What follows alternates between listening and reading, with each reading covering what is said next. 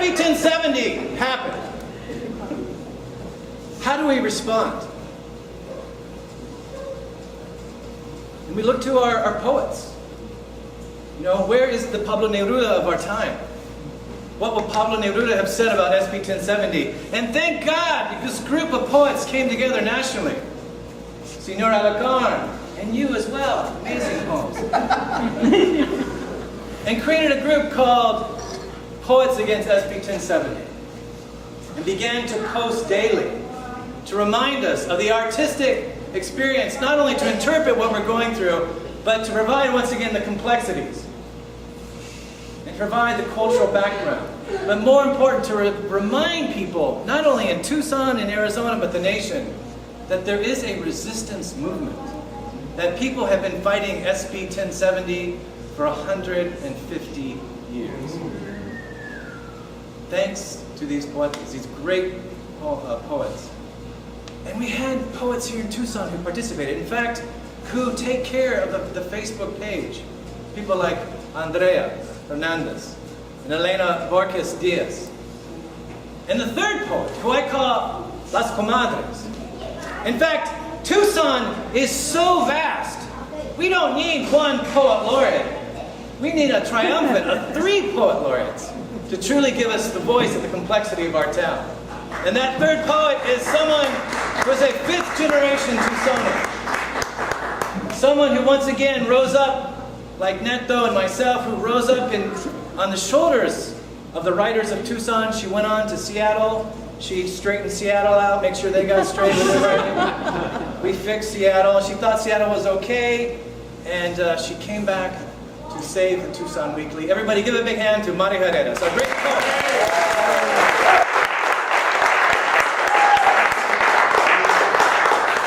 Well, I can tell you for sure I did not save Seattle, but you know, I'll take credit. There isn't anyone here from Seattle that's going to disagree with me on that. I think that's great that actually, one of the things that I'm looking for my story in here, this is good. But one of the things I'm really grateful for Jeff talking about standing on the shoulders of writers. You know, in this writing group that I belong to, some members of my group are here tonight. We talk about that at an annual conference that we do every year about standing on the shoulders of our ancestors. And because it's a women's group, we talk about standing on the shoulders. The problem when you have a poet come to something like this is that we cry, so you're just going to have to bear with me. I'm sorry. I may cry, okay? Deal with it. Is that we talk about our ancestors, we talk about the women in our family. So we go back as far as we can. Lucky for me, I'm lucky that I'm a 5th generation Tucson. I think, again, that I have lots of people, including my mom, who's here tonight. And I love very much.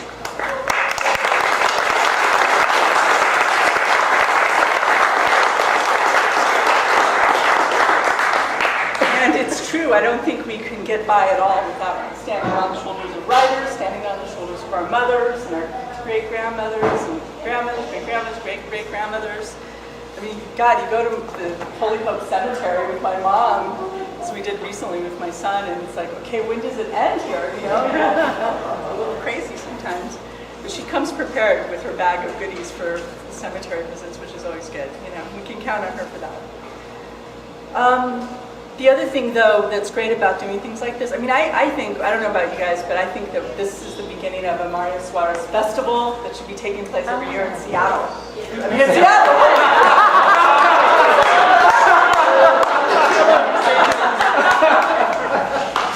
I also may curse from time to time, so just be warned. So, yeah, thanks, Jeff, for putting that city in my head. I think this is a beginning, no? Yes. Yeah. And also, what's great about things like this is that there's no doubt you come in here. Yes, as Chicanos, we get pissy with each other from time to time, and maybe don't always agree with whatever we do, right? But there's the time when you bring everybody together in things like this, I think we can all agree that this is a room full of love, you know? And I mean, myself, for me, it's people like my friends Becky Harvey, my friend Amy Morales, who I will claim tonight. Let's hug him. We can hug him. Let's hug him.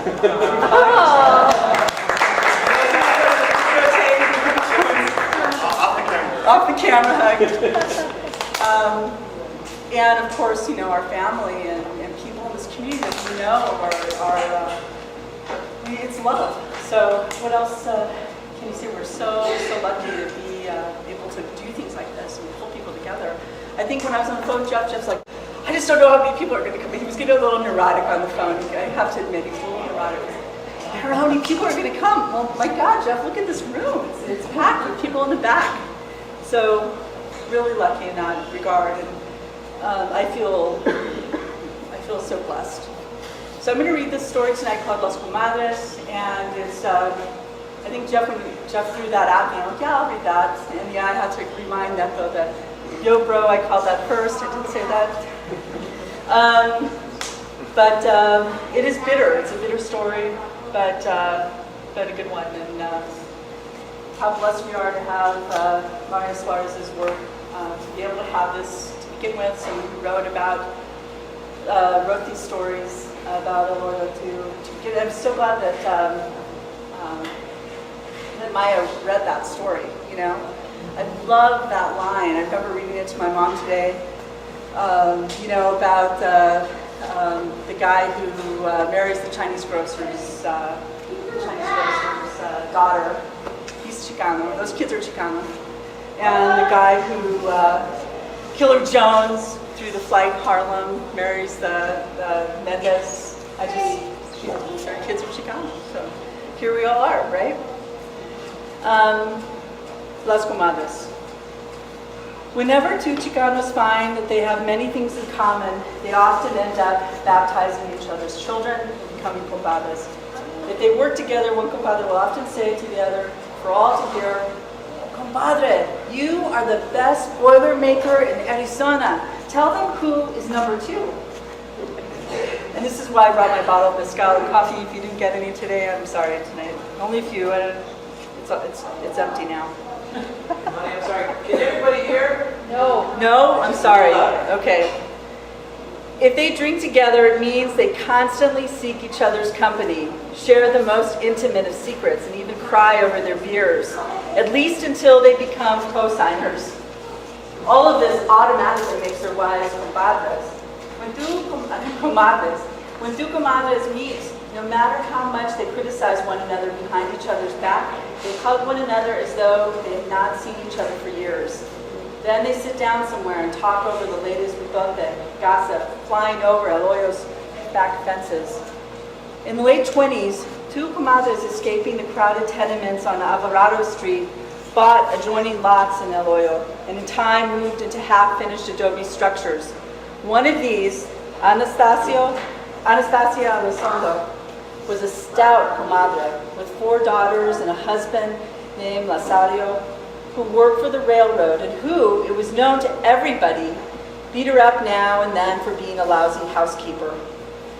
One of those people I'm glad I didn't marry, so he's good. The other, Lola Lopez, was a comadre who, to escape the city laundry, had converted her front room into a store where she eked out a living by selling the 5 cents of yellow cheese, the 10 cents of beans, and the Django coffee. She had 2 young sons, Tino and Kiko, as well as a husband named Nacho, who constantly complained of the ailments he had occurred in a fall while building the house, and therefore could not work, but always came home drunk to serenade his Lola, as well as the neighbors at daybreak. Whenever Anastasia got one of her beatings, she immediately ran next door to her comadre Lola with tears welling up from her eyes to bubble. Me pego. He beat me, comadre. Well, what am I to do? Oh, he will change, Anastasia. He will change, Lola comforted. I am sure of it. What a miserable creature I am, sobbed Anastasia. I wish I were dead. In the ensuing years, though the rest of the world was experiencing such far-reaching events as the stock market crash, the end of Prohibition, a cruel depression, and the rise of the Schicklgruber. I had to look that one up, but it's evidently Hitler's mom's name. He was born illegitimately, so the rise of Hitler. The human condition of El Hoyo and its inhabitants remained very much the same. True, a decade and a half had given Anastasia a slight down over her upper lip, along with a few more pounds. However, her bad housekeeping habits continued along with her usual beatings. Lola, in turn, had enlarged her store and ran it with the help of her two sons. She was still serenaded by the ever-ailing Nacho at daybreak. Meanwhile, Anastasia's oldest daughter, Maria Lucia, and Lola Santino, who had scratched, bit, and kicked one another in the days when Anastasia came over after one of her beatings, and who saw one another through the years with the familiarity of brother and sister, came to fall in love. An event which, once realized, was obvious and final. Hitler's march, however, could not but have repercussions felt all the way to El Hoyo. And long before the Japanese bombed Pearl Harbor, the ensuing trickle, the river of money, which found its way to El Hoyo via the airbase, increased railroad activity, an aircraft plant, and ultimately allotment checks, was such that even the spirit of camaraderia underwent a change. Soon comadres who had known each other for years on installing inside plumbing suddenly turned their faces and put their noses in the air when they chanced on one another in the street.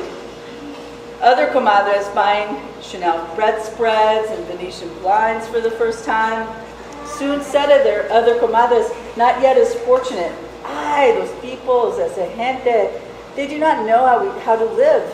And still other comadres moving out of El Hoyo, thanks to their husbands' steady encounter with the time clock, went as far as to say, "El Hoyo, where's that?" The sickness even afflicted a few compadres. Through all of this, Anastasia, considering herself a very level-headed person, merely said to her comadre Lola, "Ay, comadre, what liars some women are.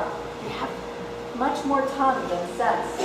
As for me, you know how my Rosario is always earning his good checks, especially now that he often works double shifts. Yet never have I given to bragging." Lola merely nodded and said nothing. One night, Losario's rage was so great on finding that his food was not ready when he came home from a long shift that he blackened one of Anastasia's eyes. Immediately, Anastasia ran next door to her comadre Lola with tears welling from her eyes. "He has tried to kill me," she cried. "Ay, comadre, what am I to do?" Lola, often tempted to tell Anastasia to correct her housekeeping habits, merely said, "Oh, he will change." However, the following beatings Anastasia received were so violent that she decided on separation. She cashed in a few war bonds and, with her daughters in tow, moved far away from El Hoyo and her tormenting husband, Rosario. For a long time, nobody saw or heard much of Anastasia. We thought they had it, however, that she was now working at the airbase and had dyed her hair. And we thought they had it that one day she was overheard saying to another comadre who had also moved out of El Hoyo, "Ay, how good it feels to live away from El Hoyo, away from so many low-class people. I'm so glad my daughters now live away from there and will never marry the evil class." As to her comadre Lola, Anastasia had been known to answer when asked about her, "I am sorry, pero yo? I do not know any Lola Lopez." Anastasia's daughter, Maria Luisa, however, kept on seeing Lola's Tino, in spite of her mother's advice, until the day Uncle Sam greeted him and gave him travel orders. Anastasia, overjoyed, sighed with relief and said, "Thank God he's gone. I'm sure any daughter of mine could do better than to keep company with the son of an ex-laundry worker." But Maria Luisa, having given her beloved Tino the greatest proof of her love to take with him, months later, when it was obvious, Anastasia became indignant. She cried, she cursed, she threatened to kill herself. "But what will your father say? What of our neighbors? What of..." I don't care about the neighbors, Mama, replied Maria Luisa. As for my father, I already told him. You what? She was shocked. I phoned him and told him, said Maria Luisa matter-of-factly. All he asks is that I be a good wife. Once again, Anastasia cried, cursed, threatened to kill herself, but realizing it was to no avail, the embossed invitations went out the minute Tino phoned, informing Maria Luisa the dates of his leave. On the morning, the young couple emerged from the cathedral as man and wife.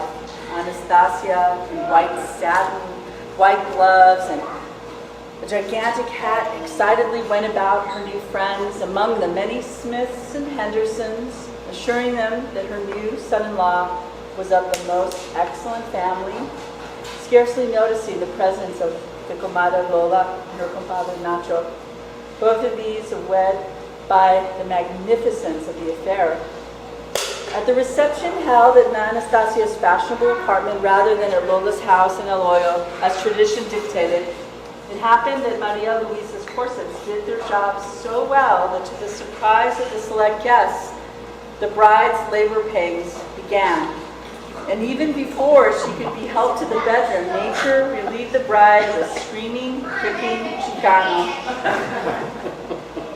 In the excitement, the young priest who had arrived at the house for his chocolate and cake could do no more than to start to make a half-hour effort to preach about sin. But with Anastasia crying, then fainting, the guests in a state of exhilaration and disbelief, and the affair in a general state of confusion, he smiled inwardly and poured himself some whiskey from a nearby bottle. To have been heard above all the commotion, he would have needed a bigger set of lungs. Late that afternoon, the petals of Marisa Luisa's bridal bouquet, still fragrant, found Anastasia in El Hoyo crying inconsolably on her comadre Lola's shoulder. What a miserable creature I am, comadre. Today has been the most tragic day of my life. How I wish I were dead. Tragic? On the contrary, said Lola. I think this day has been a very memorable one for both of us. We are both now mothers-in-law, grandmothers as well as comadres, and because we are now more than comadres, I must tell you, it would be best if you moved back to your house. Lazario is still there. I'm sure he misses you, though it is said you have forgotten him. Bad tongues, comadre, bad tongues. I have never forgotten my beloved Lazario. Ay, comadre, what would I ever do without you? That very night, under cover of darkness, Anastasia and her daughters went back in El Hoyo. But if Lazario had once rained blows on her, more, to Anastasia's dismay, he was now indifferent. Every day, Lazario got up, ate in silence, and went to work, even though he often came home past midnight. Anastasia now had his food ready, not to mention the great care she took to wash his clothes, clean the house. Still, Lazario remained indifferent. "¿Qué haré?" asked Anastasia, crying on her mother's shoulder. "What shall I do?" "All you could do is cook his food, prepare his clothes, and clean the house as you are doing," said Lola. "He will change." "Alas, comadre," sighed Anastasia. "I fear I've lost his love. How I wish I were dead." A few weeks later, however, most of El Hoyo was awakened one night by wails, cries, and crashing furniture. For a while, it seemed as though somebody was being murdered. A few comadres maliciously even thought of phoning the police because a good scandal would provide mitote for weeks. But nobody did, and in a few hours, all was peaceful again. Our comadre Anastasia, lying in bed with a pair of black eyes and her hair disheveled, bubbled on her pillow. She heard her comadre Lola's Nacho start her serenade a few windows away. Anastasia breathed deeply of El Hoyo's cool summer air and sighed dreamily. Then she gently scratched her own Lazario's shoulder and asked, "Are you awake, my love?"